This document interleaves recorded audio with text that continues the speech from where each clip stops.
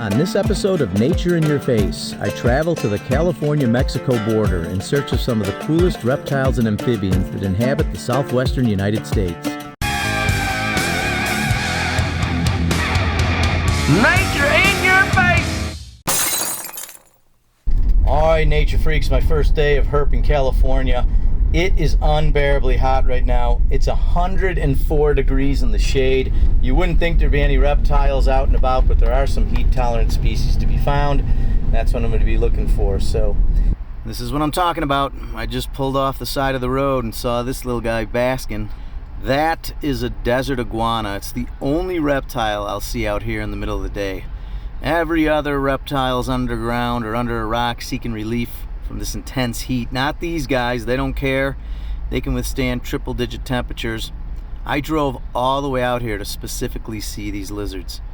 I'm gonna get out and get some better video and then I'll be on my way, but first, reptile of the trip. When you think about an iguana, you probably picture the large green lizards that inhabit Mexico and the rainforests of South and Central America. What you don't think about, or maybe you've never even heard of, is this really cool and rather comical desert iguana that thrives in both the Mojave and Sonoran deserts of the American Southwest.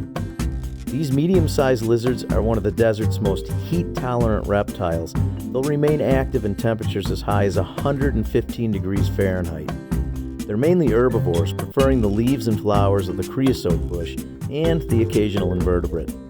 They're well known for their gentle disposition, and when threatened, they will make a mad dash to the nearest entanglement of shrubs, or just disappear down one of the many burrows they construct, which is also used for shelter, as well as to escape the extreme heat.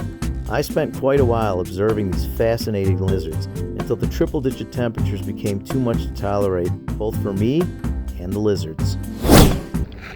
I just drove about 15 miles down the road. Similar habitat, a little bit more foliage, so maybe we'll get on a coach whip or something, we'll see. Oh my gosh, I don't believe this. That is a desert tortoise. This is a very rare, lucky find. These tortoises spend 9 to 10 months in their burrows and they're rarely seen, particularly at this time of the year. What are you doing out, buddy? I don't know, maybe he was munching on some foliage. I've been here 5, maybe 6 times. I've never encountered one of these. They're not only difficult to find, they're also a threatened species. They might even be endangered now. I don't know, I'll have to look that up, but such an amazing animal. So amazing that you're the state reptile of California, aren't you, little guy? It's really important not to pick these guys up. It'll sometimes cause them to urinate. And this desert might get 8-10 inches of rain the entire year, so every drop of water is absolutely vital. I mean, unless it was in the middle of the road, there's no reason to handle this little tank. I am so freaking hot, so I'm gonna get out of this heat. What a find. Well, I really wasn't expecting to find any more reptiles today due to the heat, but the clouds rolled in, blocked the sun. It's a little bit cooler than it was earlier, and I just found a sidewinder rattlesnake on the crawl. And I'm pretty sure this thing is hunting those desert iguanas. It's one of their favorite foods. He's just moving from shrub to shrub, and what they'll do is they'll bury themselves in the sand with only their eyes protruding out. They'll wait for a lizard to walk by, they'll grab it, envenomate it, and eat it. You can see he's very well camouflaged with those spots on the head and the body. It looks a lot like the little pebbles in the sand that he sits in. This is a young adult. You can tell by that pyramid-shaped tail. That's an indication that he's a juvenile, or at least a sub-adult. Anyway, I'm going to leave him alone. I'm going to just let him crawl away, sidewind as they say, but pretty nice first snake of the trip. I am about to begin day 2 of herping California. It just got way too hot yesterday to stay out. It's a little bit cooler today. I'm headed to a different area. We'll try to get on some different species. All right, I literally just passed a rattlesnake. I think it's a Southern Pacific. Let's go get him. Man, you are one lucky rattlesnake. This thing came about 6 inches from becoming roadkill. Beautiful Southern Pacific rattlesnake. I'm just gonna move him off the side of the road, not spend too much time with him. I would have never been able to find this thing in the same habitat where I found the sidewinder. That's because he lives in habitats similar to a sand prairie where we'd find a hognose snake or a bull snake. You can see that tall grass. I'm surprised he's not being more defensive. These things usually rattle right as you walk up on them. So that's pretty cool. Just let me film him. All right, I'm gonna move him off the side of the road and we're gonna keep going and see what else we can get. All right, mission accomplished.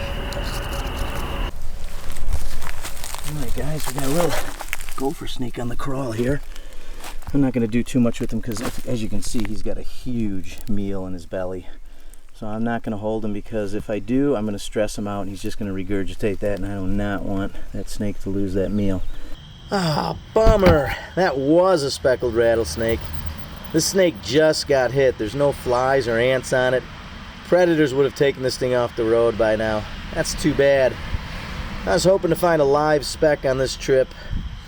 This one was a cool reddish orange color. That's one of the unique features when it comes to these snakes. Depending on the habitat, they all have different patterns and colors on the body. Man, if I was just a few minutes earlier, I might have had a chance of getting this thing off the road. Oh well, at least I know reptiles are out and about and on the move.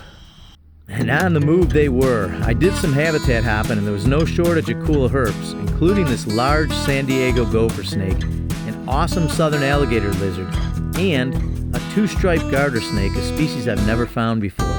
I also encountered some amazing amphibians, like this very poisonous California newt, a species of aquatic salamander that nearly every predator would be wise to avoid.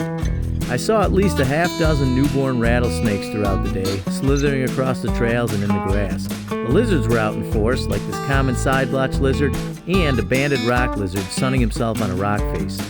One of my favorite encounters of the day was this brown-faced California kingsnake, which was a snake that I had found many times, but not this particular color morph. Well, that's going to do it for day 2. I'm going to get a good night's rest and head up to the Laguna Mountains in the morning to try and find the California Mountain Kingsnake, a snake that's managed to elude me on 3 previous trips to California. Alright guys, it's go time. I'm sure it probably looks like I was up drinking all night, but that's not the case. I'm just super tired, haven't gotten much sleep. But I'm up in the Laguna Mountains where I'm going to be looking for my target species, the California Mountain Kingsnake. It's my 4th time here. I've never found one, so hopefully this will be the time that I get one. There's other species to be found. You got Encentina salamander species, there's other different species of snakes, so hopefully we get on a mountain kingsnake. We'll see. Alright, so I was walking down this trail and I saw Medusa, and I grabbed her by the hair and I ripped a chunk of it out. That's what it seems like. Well, these aren't mountain king snakes, but they're still pretty cool. These are night snakes. I flipped 5 of them, 3 under one log, 2 under the other. I'll let them go exactly where I found them. They might not be mountain king snakes. I wish at least one of them were, but I'm just going to let them go where I found them, and we're going to keep herping to try to find my target species. Oh my gosh, guys, I did it. I just flipped a mountain king snake. It's a little one, but who cares? It's a mountain king snake. It's my first one ever. Look how beautiful that snake is. And this snake cost me probably $1,000 because I spent that much money coming out to California to look for one of these. This is the golden jewel for herpers to find here in the Laguna Mountains. So I must have flipped, I don't know, and I'm not exaggerating, probably 200 or more rocks and logs to find this thing.